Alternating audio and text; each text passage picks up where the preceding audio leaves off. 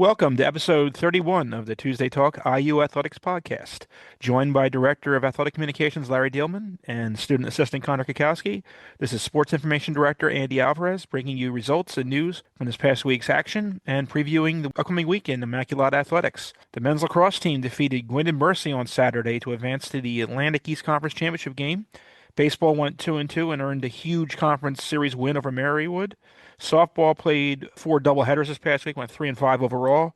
Women's lacrosse, tennis, and flag football seasons all came to an end. They all got to the playoffs this year, which is good. Track and field saw solid results at King's College in the Monarch Open in preparation for the Atlantic East Conference Championships this coming weekend.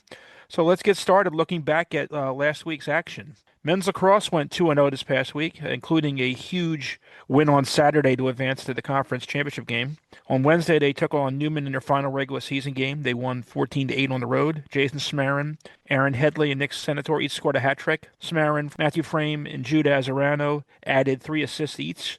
Colton Rhodes had 8 ground balls and 3 caused turnovers. Brian Fuchs won 11 of 19 face-off attempts. Matthew Ludlow made 14 saves in 60 minutes in goal, and Immaculata, scoring per quarter was balanced 3-3, 4-4. For those efforts, Rhodes was named to the AAC Weekly Honor Roll, as was Headley for his performance in those games, because obviously the last regular season games were the ones that counted for the weekly awards. On Saturday, for the second consecutive year, Immaculata hosted Gwynedd Mercy in the AEC semifinals, and they won 14-4. Jude Azarano scored 3 times. 4 players each had 2 assists. Worman had a couple goals. Frame had a couple goals. Brody Moore had a couple goals. 3 caused turnovers each for Seth Panowitz and Gael Avalos. Fuchs was 8 for 19 on faceoffs. Matthew Ludlow with a double-double with 17 saves and 12 ground balls. I mean, he was absolutely incredible. 6-goal third quarter was really the difference maker, and it put Immaculata into the championship game for a second consecutive year. They'll have to go to Marymount on Saturday down there for 1 p.m. in a rematch of last year's title game. And I know Immaculata is looking forward to having another opportunity to go match up with the Saints. But, Matthew Ludlow was just phenomenal on Saturday. What's your guys' thoughts on men's lacrosse? Yeah, men's lacrosse definitely was a great game on Saturday, and it was good to get that win on Wednesday too. Get one over Newman. Very balanced in that Newman game too. And then Gwynedd Mercy. I mean, it was a little slow to start, but they pulled away in that third quarter. And as you said, Matthew Ludlow was doing his thing. 17 saves, 12 ground balls. It was the Brody Moore legacy game early on. He had 2 goals, so that was good to see.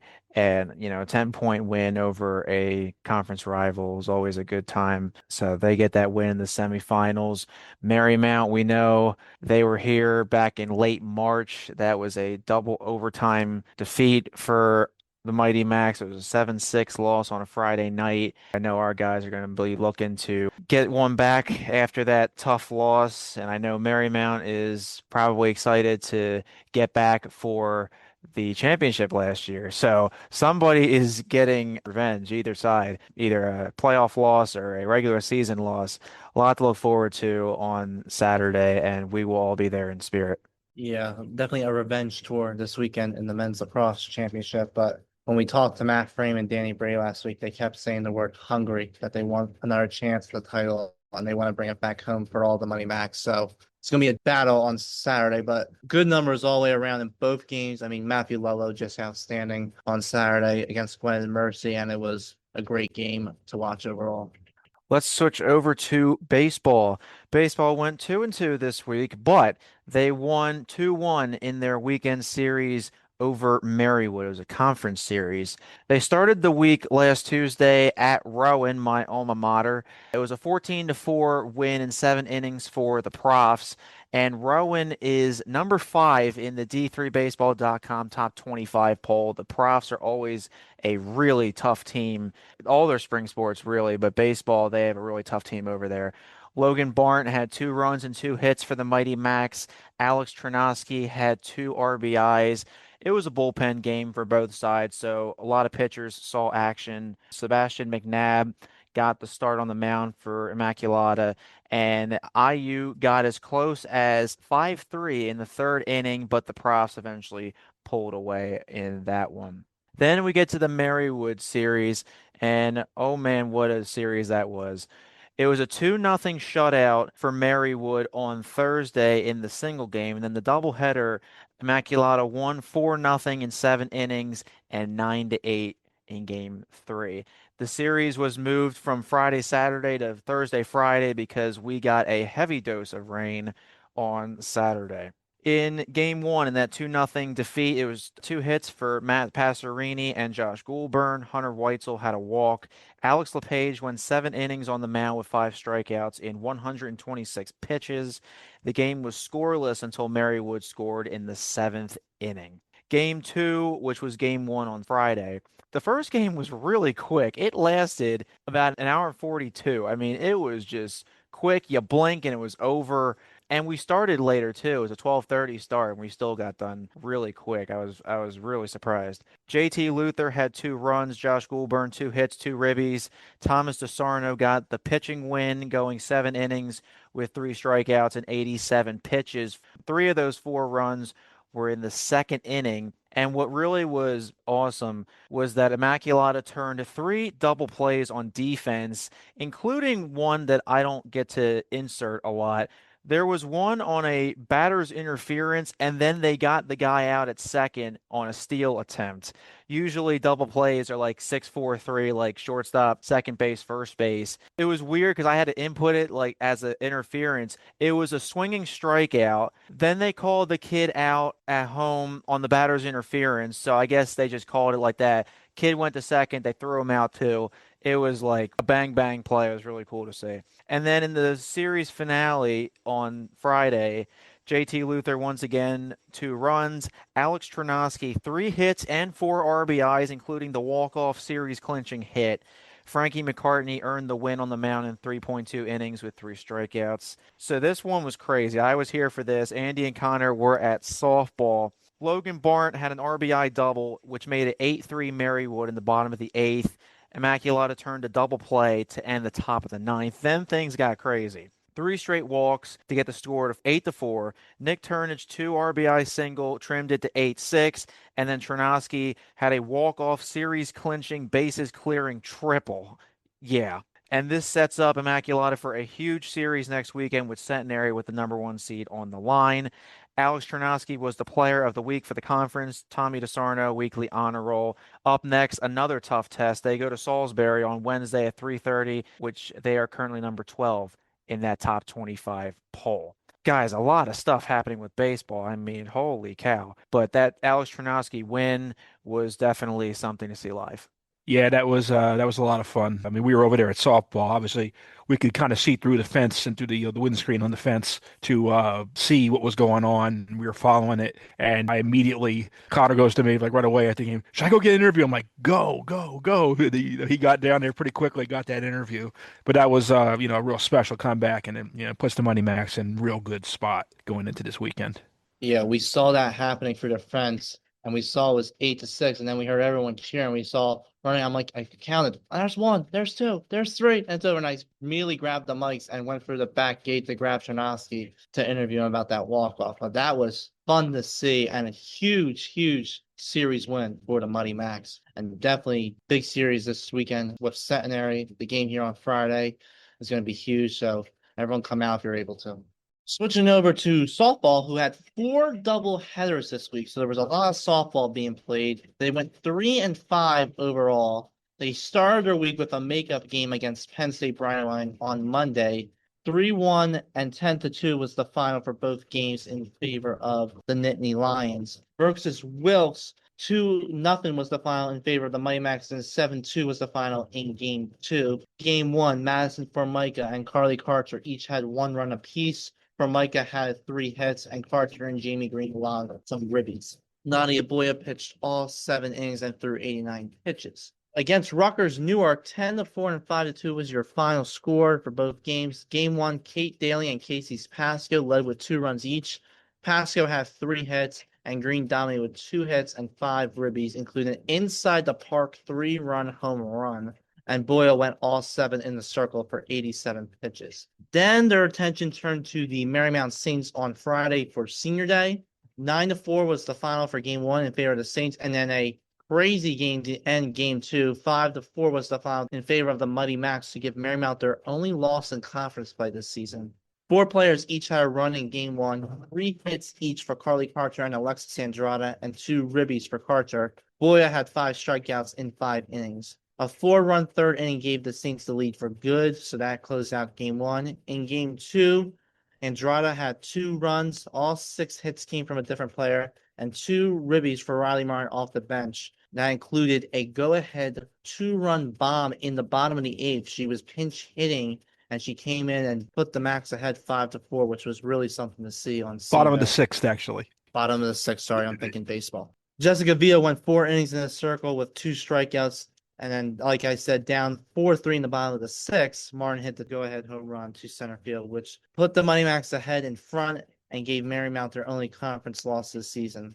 Their playoff fate will be determined with Monday's game between Gwen and Mercy playing Marywood. Possible 4-way tie if Gwen and Mercy sweeps. That's what you're hoping for. There was a lot of softball being played, but that home run by Riley Martin was something really special to see on senior day for the Mighty Macs. That was something very special. In that game, see that situation.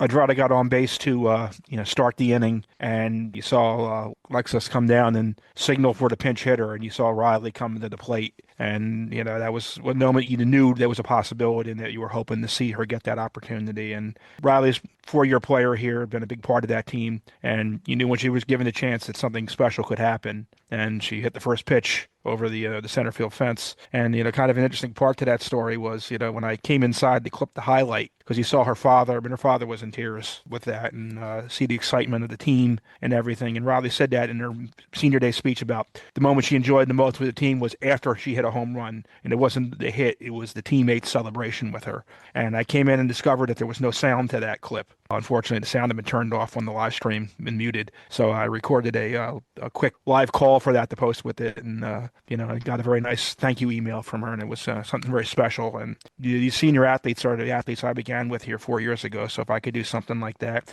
And another point I do want to make that we don't have in here is Marymount loaded the bases with nobody out in the top of the seventh. Sarah Pearson induced 2 pop-ups and a fly out to center field to preserve the lead and the win for the Mighty Macs in that game. So it was a great moment for the team, great moment for Riley, and a great job by Sarah Pearson. And hopefully, they could get some help today.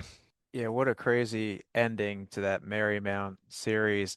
And I was finished covering baseball on Friday, and softball got moved to Friday as well because of the rain.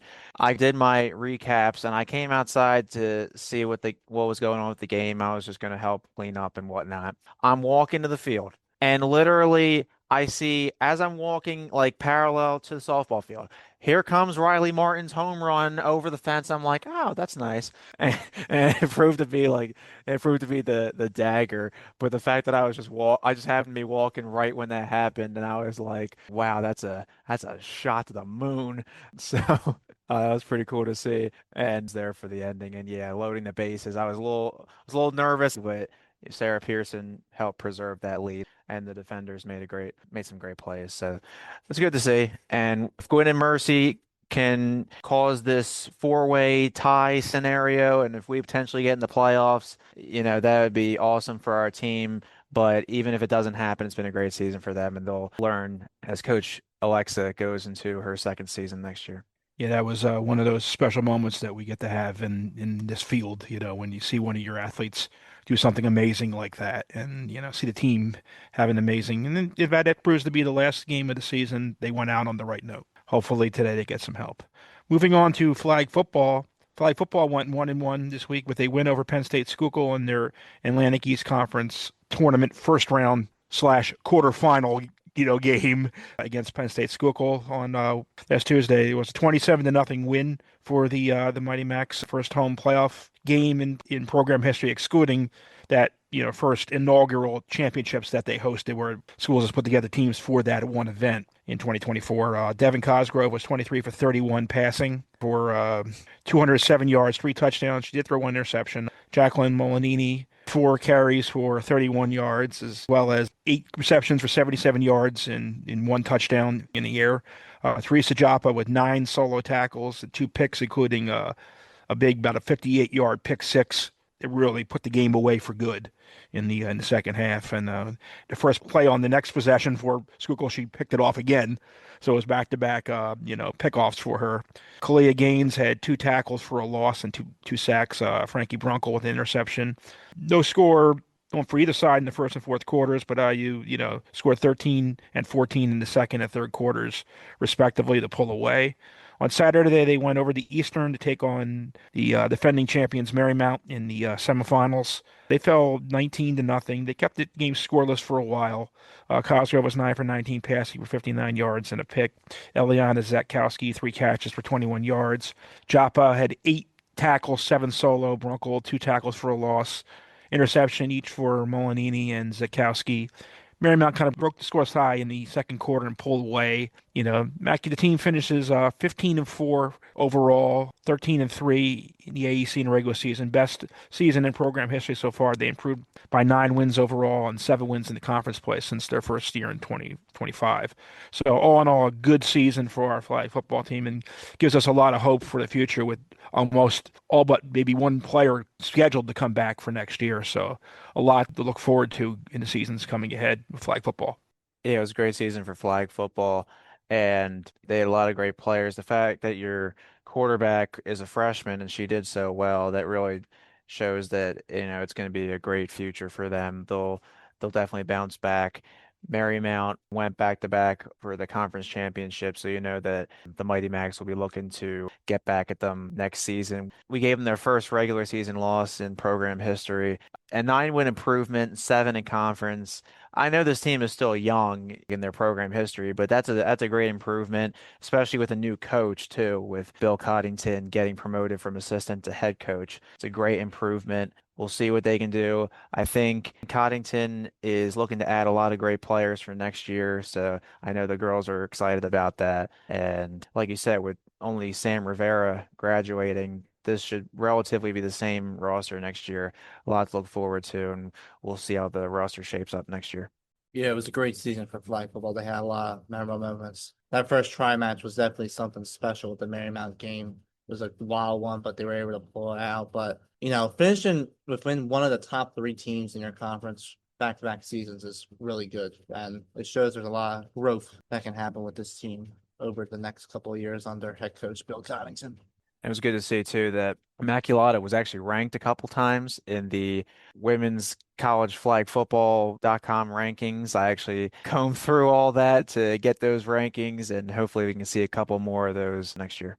Let's go over to women's lax. Women's lacrosse fell to Newman twice this week, and their season came to a close, but there were still a couple highlights to point out. Newman game 1 was on Wednesday. That was the end of the regular season. It was here at DWS. It was an 18-4 win for the Knights. Elizabeth Mahmood had 2 goals, 3 caused turnovers, and 3 draw controls. Kira Benoit had the lone assist. Abby Guarneri had 11 saves and 7 ground balls in the cage. An 8-0 Newman run in the first quarter was the difference maker in that one. And then in game 2 on Saturday, that was the playoff game, and the Knights got the win once again, 16-2. It was at their place this time. Kira Benoit and Elizabeth Mahmood 1 goal apiece. Morgan Barnes, Julia Pohl each had an assist. Pohl, Mahmood, and Guarneri 2 ground balls and a caused turnover for 7 different players. Elizabeth Mahmood 5 draw controls and Abby Guarneri 6 saves in 60 minutes in the cage. Newman went on an 11-0 run in the first quarter to seal that one. So women's lacrosse finished at 6-12 and 2-3 in conference play for 2026. Guys, it was a tough season for women's lacrosse, especially early on, but once Julia Pohl and Kira Benoit joined the team, the script flipped a complete 180. It was a different team, and hopefully they can make some improvements for next year. They definitely have a great player in Elizabeth Mahmood. She was definitely the wild card this year. We didn't know how she was going to perform coming from D1, but she has definitely shown that she is one heck of a player. She surpassed 50 goals for the season. And if Kira and Julia can play like that next year, I think they'll be in a great spot. It'll be interesting, though, to see what they do with the goalie spot with Abby graduating.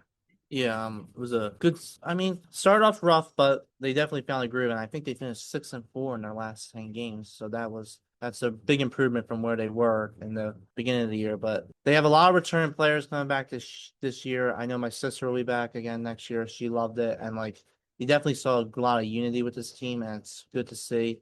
And hopefully they can get some more recruits coming in that can help them out next year as well. Yeah, it was definitely a good finish for the team. And one thing you did know when you went down there by the field, you were down there with them.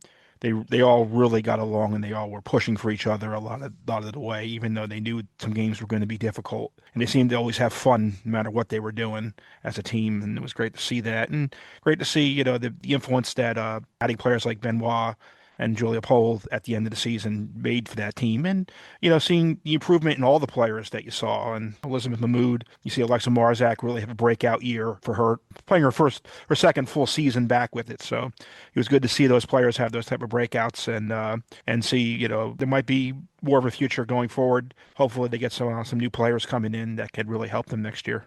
Moving on to tennis, men's and women's tennis both fell on Friday in the Atlantic East Conference semifinals, hosted at Newman University. The men fell to Marymount 4-1. Since they were playing the tournament all in one day, they were going to play the semifinals and finals in one day due to the weather approaching.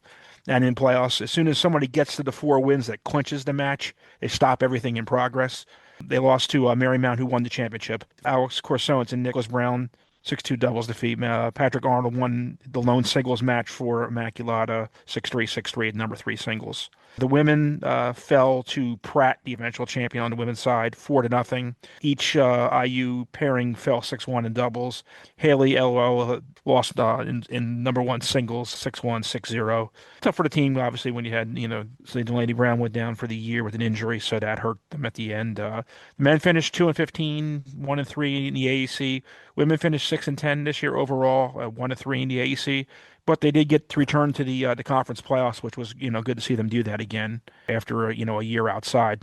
Yeah, the tennis teams had some moments. It was good to see them get to the playoffs. It was good to see that they got time in Hilton Head, South Carolina to kind of ramp up their training before the spring schedule started. They got some fall matches in, but obviously having part of your season in the fall and the part in the spring, you got to get back into the groove with that. So it's good to see them go down with baseball and softball to South Carolina.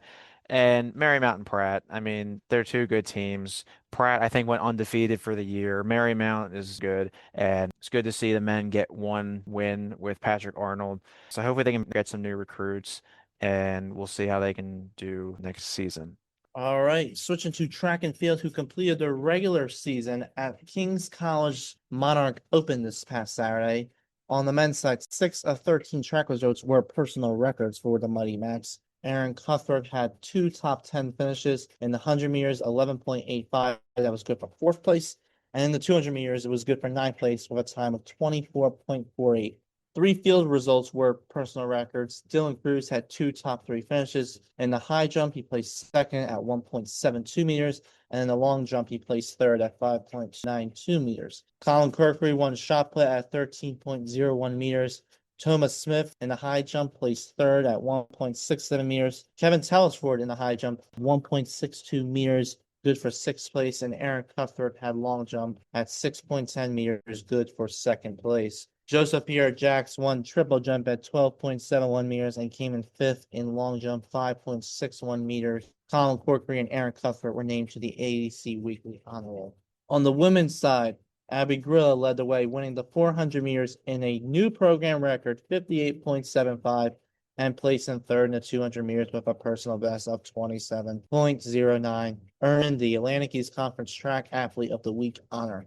Jacquie Leone had a strong fourth place finish in the 400 meters. Aubrey Donahue had a second place finish in the 1500, while Brianne Dymick posted a personal best in the event as well. In the field, Jillian Humphreys won the high jump and took third in the javelin, while Maggie Friend placed second in the javelin, earned a spot on the AAC Weekly Honor Roll. Joni Lauer and Julianne Frederick also contributed personal best in the throws. Up next for the Money Max, they will host the Atlantic East Conference Championships on Saturday and Sunday. We would love your support. Sunday will be the moon of the main day, starting at 9:15, I believe, that day, with pretty much a lot of the other events We'll start at 3:15 on Saturday. We'll have that long 10K race and the steeple, along with some other events. I forget which others, but this last race was definitely a rainy one, to say the least. I was there in the morning. It was wet. It was cold. It had all the elements, but a lot of good results still to close out the regular season. I think now would be a good time to bring in our guests. When we come back, we'll be talking with Jacquie Leone and Kendall Budlow of the Immaculata track and field teams. So we'll be back with them after this break on the Tuesday Talk IU Athletics podcast.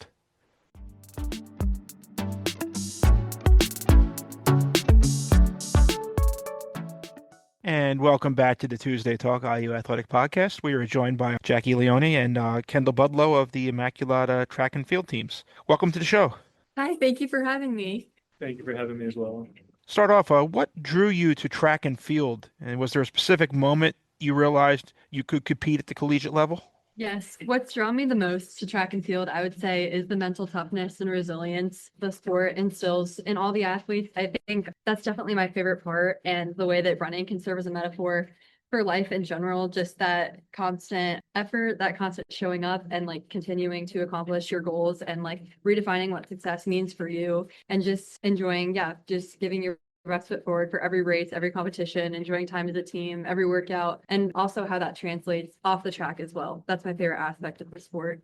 And for me, what drew me to track was my dad competed in track and field in high school, and just hearing his stories from it made me just really want to get in it and be able to perform at a high level within the sport. So why did you guys both choose Immaculata, both academically and athletically? And for academics, tell us what you guys are studying. Does that relate to your future goals? Academically, it's music therapy here. Immaculata has the third best program in the country for music therapy. It's pretty rare to find it at the undergraduate level. So I was thankful to study music and being able to use music in a clinical setting to serve people, as well as be able to continue to compete in the sport that I love. Immaculata has given me the opportunity to continue sports as well as doing music, which I think is a rarity. So I'm very grateful for that. For me, academically, I mean, the business program with business and sports management has just been, like, it drew me in the most for it. And then for the athletics side, I think just being able to have the opportunity to compete at the D3 level has just been a great opportunity for me. Jacquie, how did you get started in mid-distance running? Were you always set on doing that, or maybe were you going to start in other track and field events before mid-distance? How did you settle in on that? I would say starting back in high school, the first event that really drew me in the most was the 800. And in that as well, I was able to be on our state's 4x8 team for the seasons that I competed at high school. So that just became my absolute favorite event. And I guess that's what got me started into mid distance. And then this year, I've more recently really started enjoying 1500 as well. I think what I was saying before too, I just love like the tactical side of the race in distance running. So yeah, I just really enjoy it. That's what I've been drawn to the most. Kendall, you serve as a game day worker for many of our events here at IU. What are some of the most memorable ones you've worked on so far?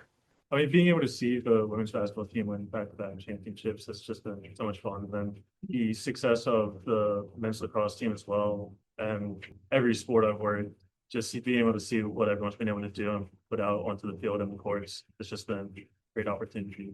Follow-up to question to that, are you planning on to follow in Connor Kikowski's footsteps as our lead student worker? I would love to follow in his footsteps. I mean, there's some really big shoes to fill, and I don't think anyone can do it as good as Connor, but I would really love the opportunity to be able to follow in his footsteps. Appreciate the love, Kendall. Thank you. For both of you, this can be this season or whatever season you want to talk about. But what has been your most memorable performance so far, and why does that stand out to you the most?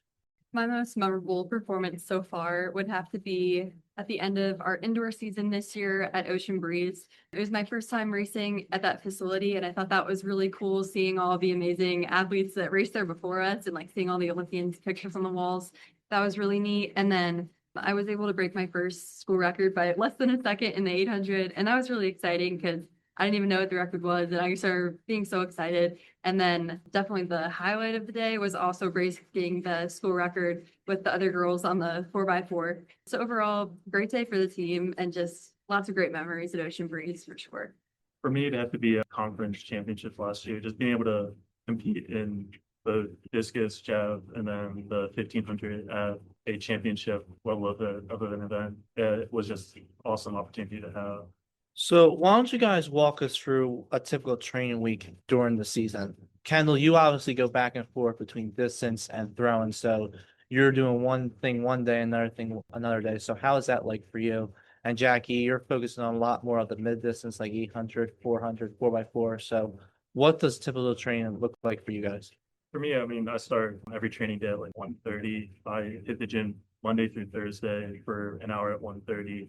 Then Monday, Wednesdays, usually at throwing, working on discus, working on javelin. And then Tuesday, Thursdays, Fridays, with the mid distance crew, working on running, working on speed work. For me, I would say on Monday, I typically start with longer distance recovery run, kind of building that endurance base. And then on Tuesday, that's typically our key day for speed workout. So I have that. And then on Wednesday, I either cross train or take a recovery day. And then on Thursday, we do like our pre race. So that will be a little bit more speed work. Also working on some drills this year to help like develop like quick twitch muscles for me. Like the 400 is like a new event. So working on those drills and dynamics and stuff as well. And then we conclude the week on Friday with kind of recreating that moment on the line, practicing like some 7-second starts. How do you balance academics with the demands of being a college athlete since you both compete in cross country, indoor and outdoor track? So you're kind of in season all year long. How do you balance athletics and academics? That's a good question. I would say it can be difficult at times, but running really does serve as an outlet for me. And I think that that's something really special about like running D3, where my coaches are really flexible and accommodating, especially with me in the music department. I also have a very demanding schedule with school. So just being able to work with my coaches, like when there were times where I would have to do workouts a little bit earlier, or a little bit later, playing around with scheduling and timing, depending on like the workload or the performances and stuff during the week for music, and just kind of working on that balance. And I think ultimately just like giving yourself grace, being really scheduled. I keep myself really organized with a planner to make sure I get everything turned in on time. And yeah, overall, just using running not only as a sport that I love, but also as an outlet to kind of decompress and keep myself in check. For me, I mean, I don't have as crazy a schedule as but I mean, what I tend to do is when I wake up in the morning and when I go get breakfast, I just tend to work on any homework I have in the morning. So then by the time the afternoon comes around, I can be able to focus on athletics, and then as well as having some free time at night for myself. What are your guys' thoughts on Immaculata hosting the AEC Conference Championships this year? I believe last year they were at Gwynedd and Mercy. Obviously, for track and even cross country, pretty much all your meets are on the road. And the fact that IU is the outdoor host this year, like, what are your guys' thoughts on that? Is it going to be fun to be in front of the home fans leading up to the meet, like all the training and stuff? This is the final meet of the year. So, like, what's going through your mind? I think for me, like the anticipation, just like the championship race coming up is always exciting. And then with that whole leading into practice, it just fuel for the fire. With Immaculata hosting it though, it's always going to be special when you have a home meet, being able to be in front of the home fans with, I mean, the school right there in the background. So it's going to definitely be very special, and I'm super excited for it. I second everything Kendall was saying. I'm really so grateful. This will be my first time ever having a home race at all, like at Immaculata. So I'm really looking forward to that. I think there's something special too about being able to have your championship race on the same track that like we've done all of our key workouts on and everything, and the visualization techniques there. Just being able to envision crossing that line of the championship every time we have a hard workout, and then being able to translate that over to the big day. It's just really exciting.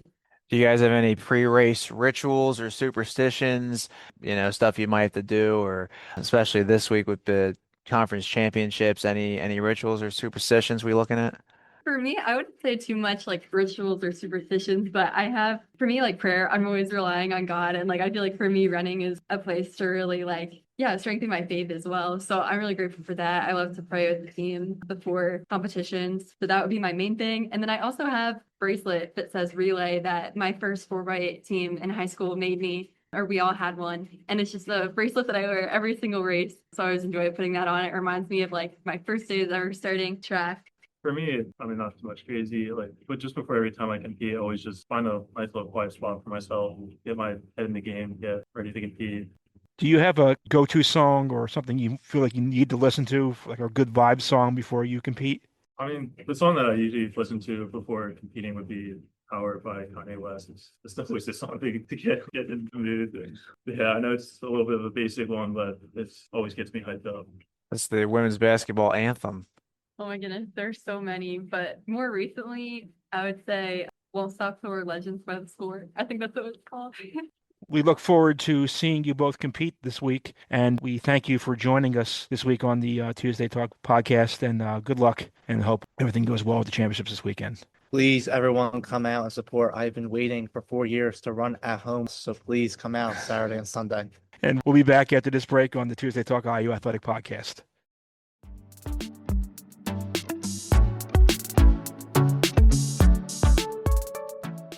And welcome back to the Tuesday Talk IU Athletics podcast. Well, that will about wrap things up for another week. We look forward to seeing the results this week coming up with how softball ends up, baseball ends up, in their regular season. And obviously, we wish the Immaculata men's lacrosse team best of luck down in Marymount on Saturday as they try to bring back the championship for a second consecutive year. And we look forward to talk about the track championships being hosted here at Immaculata. And we hope you will join us next week on the Tuesday Talk IU Athletic podcast. Rollbacks.